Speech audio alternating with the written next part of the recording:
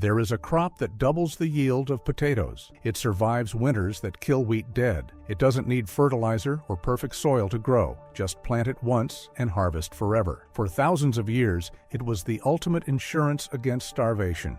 Then we erased it from memory. We did not stop growing it because it failed. We stopped because it succeeded too well. A crop that replants itself, that feeds without cost, that spreads like wildfire, cannot be owned. What cannot be owned cannot be sold. What cannot be sold becomes dangerous. This is the story of the perennial sunflower that fed empires, survived 2 world wars, and still waits in the ditches along forgotten roads. The eastern shores of North America, 1605. French explorer Samuel de Champlain lands on what will become Massachusetts. The Algonquin people welcome him with a feast. Among the dishes sits a knobby root they call kaisikepanok. The sun root, Champlain tastes it.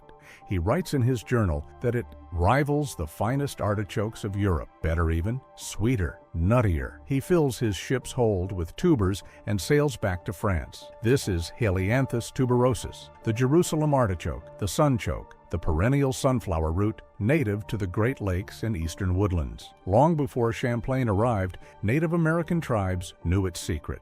The Iroquois told a story. When Earth Woman died giving birth to twin sons, Sapling and Flint, the first sunchokes grew from her feet. A crop born from sacrifice, a gift from death itself. The plant towers 8 to 10 feet tall, crowned with yellow sunflowers that track the sun across the sky. The stalks grow thick as a man's thumb, tough as bamboo, but the treasure is invisible. Buried beneath the soil, knobby tubers cluster like treasure chests. White, purple, gold, sometimes red. They store sweetness as inulin, not starch. A different kind of energy, a different kind of gift. Tribes from the Atlantic to the Great Plains planted it. Once and harvested forever. It spreads through underground rhizomes like a network of veins beneath the earth.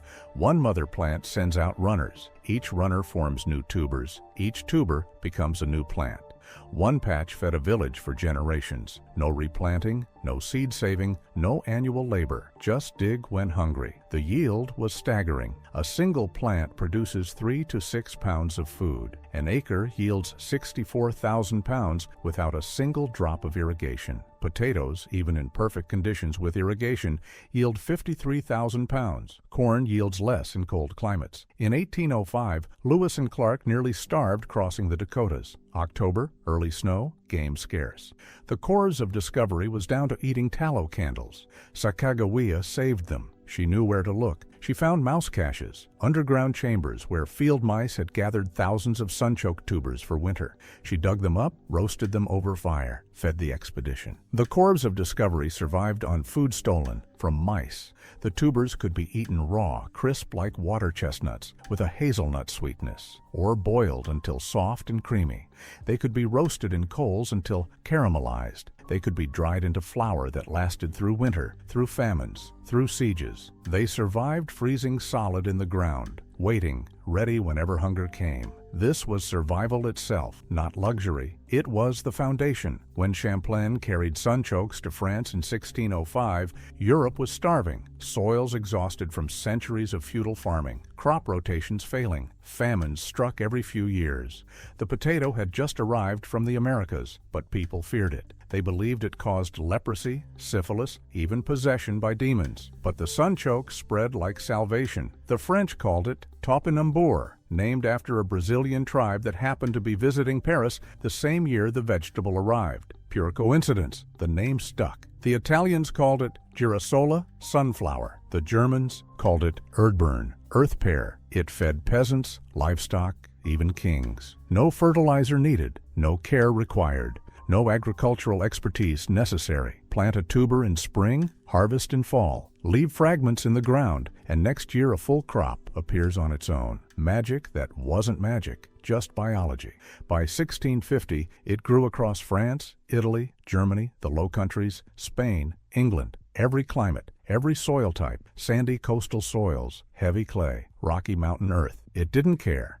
University trials centuries later confirmed what farmers already knew. Sunchokes produced 30,000 calories per acre. Potatoes produced 20,000. Sunchokes rivaled corn, the world's most important grain, in total caloric yield. But corn needed perfect conditions, rich soil, plenty of rain, frost-free growing seasons. Sunchokes needed nothing. But sunchokes did something potatoes could not. They healed soil. Perennial roots drove deep, 8 feet or more, cracking compacted earth, drawing up minerals from depths annual crops could never reach. They tolerated drought because those roots found water. They tolerated poor dirt because they made their own fertility. They tolerated cold to -30°C because they stored energy underground where frost could not reach. Where annual crops died, sunchokes thrived. Where nothing else would grow, sunchokes grew. For 2 centuries, they were everywhere. Paintings from the 1600s show them in Dutch still lifes. French agricultural manuals list them alongside wheat and barley. English gardening books call them essential. In 1709, France endured the Great Frost. Temperatures dropped so low, the Seine froze solid in Paris. Wine froze in barrels and shattered the wood. Wheat died in the fields. Potatoes rotted in the ground.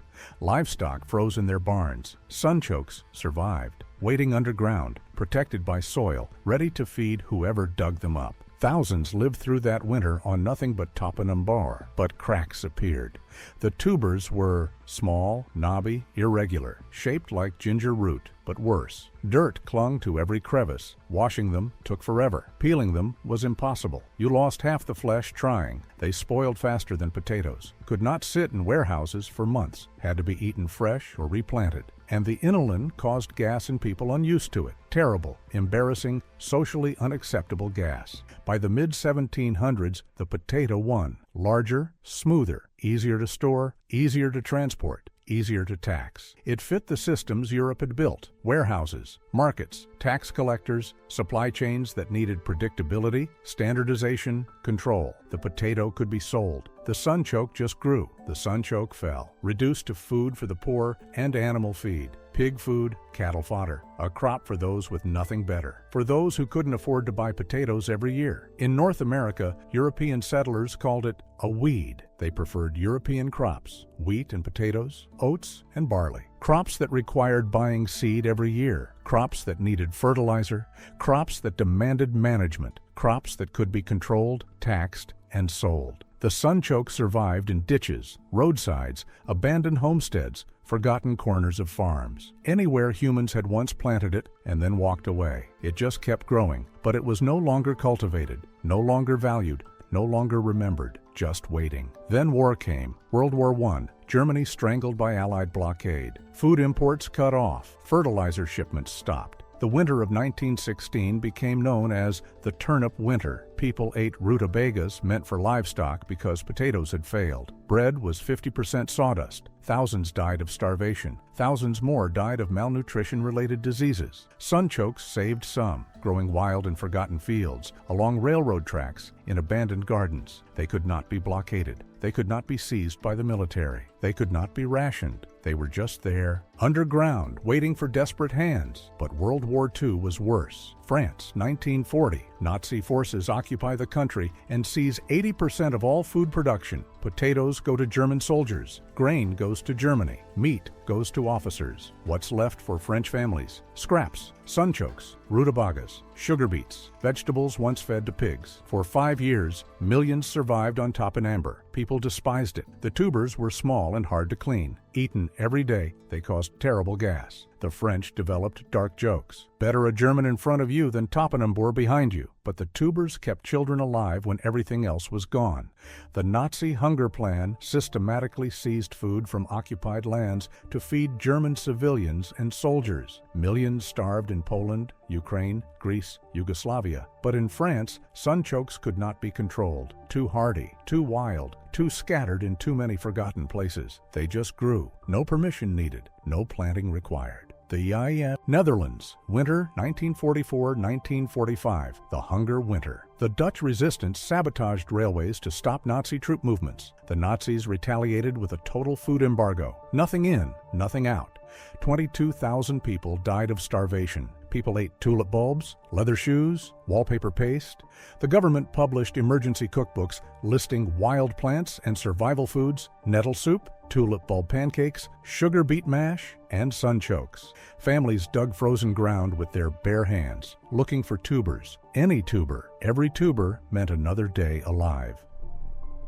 After liberation in 1945, survivors refused to eat them. An entire generation associated topinambar with death, with occupation, with collaborators and ration cards and children starving in the streets, with the worst years humanity had endured. In France, grandparents who survived would not allow it on their tables, not as food, not as decoration, not mentioned, never again. The vegetable that saved millions became a symbol of suffering. It disappeared from markets, from cookbooks, from seed catalogs, from memory. Farmers plowed under their patches. Restaurants struck it from menus. By 1960, an entire generation had grown up never tasting one. But war could not change what sunchokes are. 73 calories per 100 grams, 2 grams of protein, 17 grams of carbohydrates, but not the kind that spike blood sugar. Potassium at 429 milligrams, more than bananas. Iron at 3.4 milligrams. Copper, magnesium, phosphorus. B vitamins flooding every cell. Vitamin C at 4 milligrams. The real power is inulin, 50 to 60% by weight.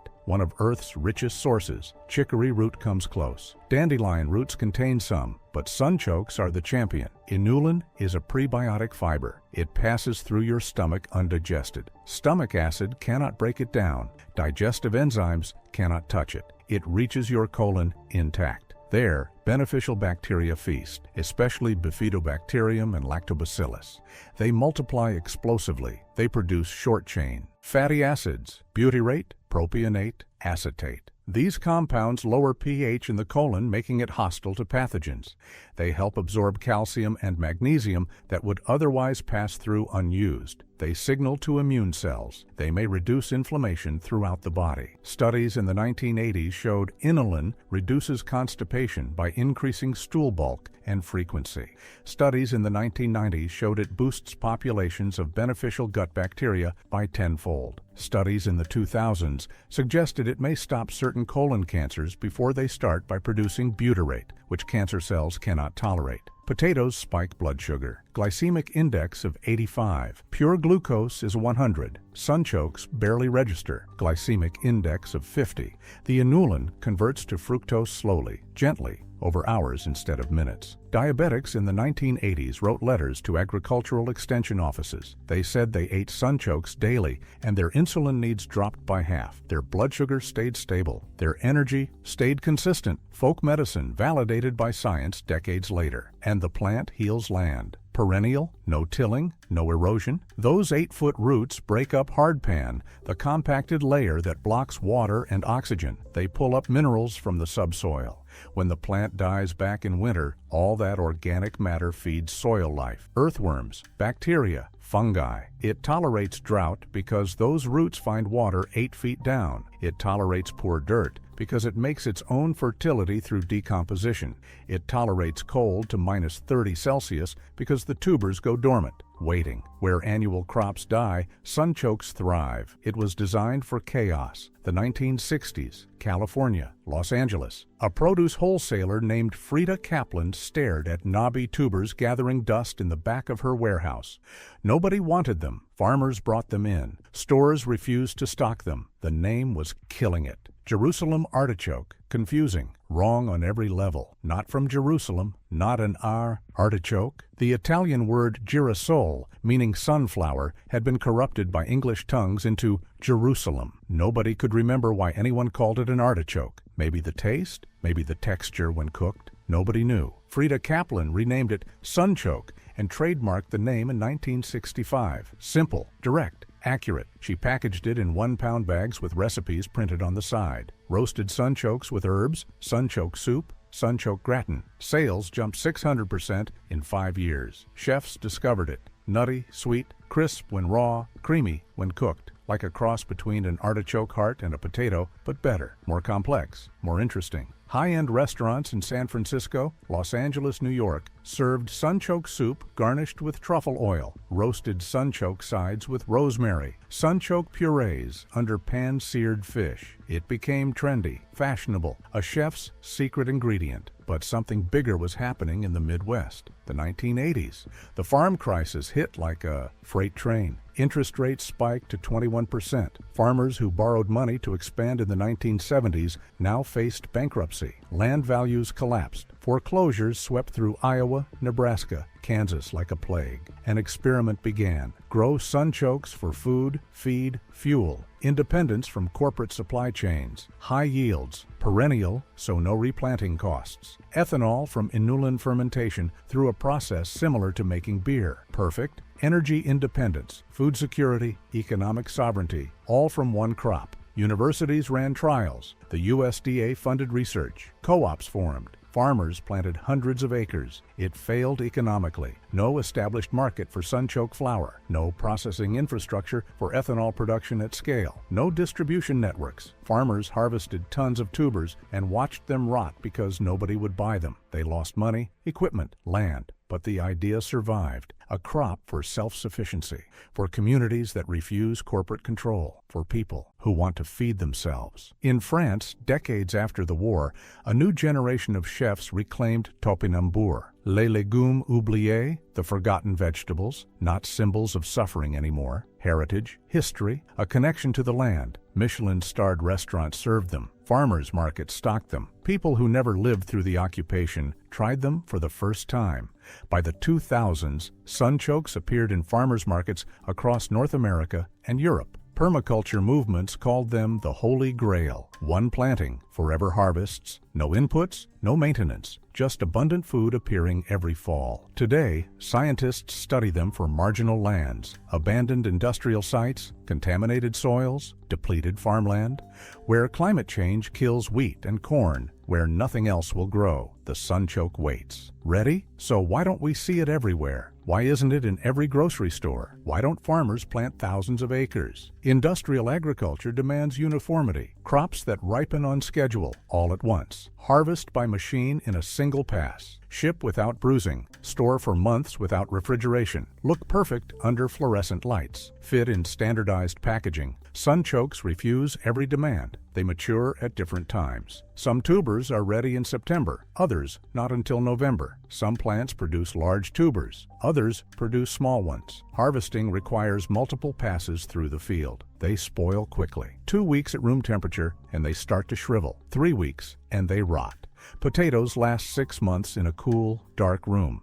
Potato harvesters lose half the tubers. The machines are designed for uniform, predictable potatoes. Sunchoke tubers are too small, too irregular, too deeply attached to roots. The digger blades slice through them. The conveyor belts miss them. Efficient harvest requires specialized equipment or hand labor. Neither scales to industrial levels. Neither generates profit margins sufficient for commodity agriculture. And the inulin problem, what makes them nutritionally superior, also causes gas. Gut bacteria need time to adapt to the sudden influx of prebiotic fiber. Days, weeks. But modern food does not tolerate adaptation periods. It demands instant satisfaction, immediate gratification, no learning curve. The nickname spread through jokes and internet forums. Fartichoke, Jerusalem fartichoke, choke on your own gas. 1,000 variations on the same crude joke. Even Julia Child, the woman who taught America to cook French food, wrote to agricultural researchers asking, "Can you breed out the flatulence problem?" Yes, cook them longer. Heat converts inulin to fructose. Or eat small amounts at first. Let your body adjust. Start with a quarter cup, then half a cup, then a full serving. Give your gut bacteria time to build populations. But that requires patience, education, a relationship with food that extends beyond instant consumption. Industrial food has none of these things. So sunchokes stay niche. Farmers markets, specialty crops for restaurants, home gardens where they spread uncontrollably, filling every available space, jumping fences, colonizing the neighbor's yard. That uncontrollable spread is the point. You cannot kill sunchokes without dedicated effort and chemical poison. Leave one fragment of tuber in the ground and it sprouts. Miss one rhizome and it spreads. Try to dig them all up and you miss some every time. In Europe, they are officially classified as invasive when they escape cultivation, banned in some regions, subject to eradication efforts. Invasive, the word we use for things that succeed without permission, things that do not need us, things that refuse control, things that remind us our dominion over nature is an illusion maintained through constant violence. Climate change is ending the stability industrial crops require. The sunchoke was born in chaos. It survives cold that kills potatoes, outproduces corn using 1/3 the water. When systems fail, it will be ready. It has been ready for 4 centuries. We did not lose the sunchoke, we just forgot it. But forgetting is not final. The knowledge lives in the soil, in every wild patch, in every gardener who plants 3 and harvests 30. Plant once, harvest forever. If you like this video, subscribe to the channel and hit the notification bell. I will see you in the next one.